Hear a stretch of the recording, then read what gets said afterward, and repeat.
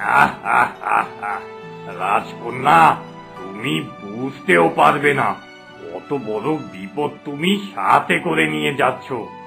আমি তোমাকে ছলনা দ্বারা প্রতারিত করব, আর ভালোবাসার ফাঁদে ফেলে তোমাকে বিয়ে করে এই রাজ্য দখল করব। দেখতে দেখতে আমাদের একমাত্র কন্যা অনেকটাই বড় হয়ে গেছে। ও বিবাহযোগ্য হয়েছে। একটা ভালো ময়ূর রাজপুত্র দেখে ওর সাথে বিয়ে দিতে হবে। একদম ঠিক কথা বলেছেন আপনি। একটা ভালো ময়ূর রাজকুমার বা ময়ূর রাজার সাথে মেয়েটার বিয়ে দিতে পারলেই আমার শান্তি। আর এরপর এই রাজ্য আমাদের মেয়ের জামাইয়ের হাতেই তুলে দেব। তোমার মেয়ে কোথায়? ওকে তো কোথাও দেখতে পাচ্ছি না। তোমাকে তো বলেছিলাম ওর পেখমের ভালো যত্ন নিতে, যাতে এই পেখম আরো সুন্দর আর আকর্ষণীয় হয়। আমি জানি এই পেখমের অনেক শক্তি, আর এই পেখমের মাধ্যমে ও আমাদের এই রাজ্যকে একদিন রক্ষা করবে। বাবা, ও বাবা, দেখো দেখো, আমাদের রাজ্যে একজন নতুন অতিথি এসেছে।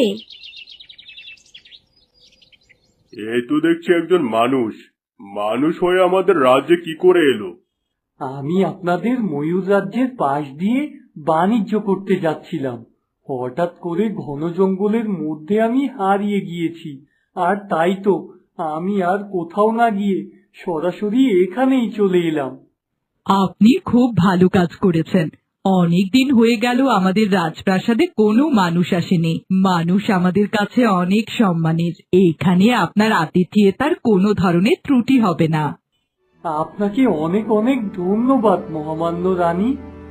রাজকুমার অনেক ক্ষুধার্ত, আমি তার খাবার দাবার আর থাকার ব্যবস্থা করি, এরপর না হয় তোমরা গল্প করো। আমাদেরই ভুল হয়ে গেছে মা। যাও, তুমি রাজকুমারকে সাথে করে নিয়ে যাও।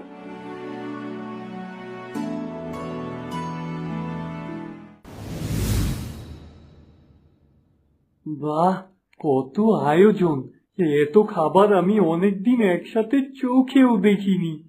শুনেছি আপনারা মানুষেরা নাকি অনেক ধরনের খাবার খেয়ে অভ্যস্ত, আর তাই তো আপনার জন্য খাবার দাবারের আয়োজন করলাম।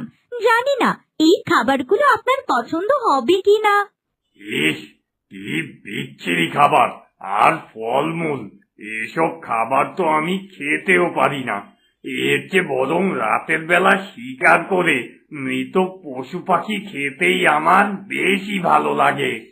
কি ব্যাপার রাজকুমার, আপনি চুপচাপ বসে আছেন কেন? সব খাবার তো ঠান্ডা হয়ে গেছে,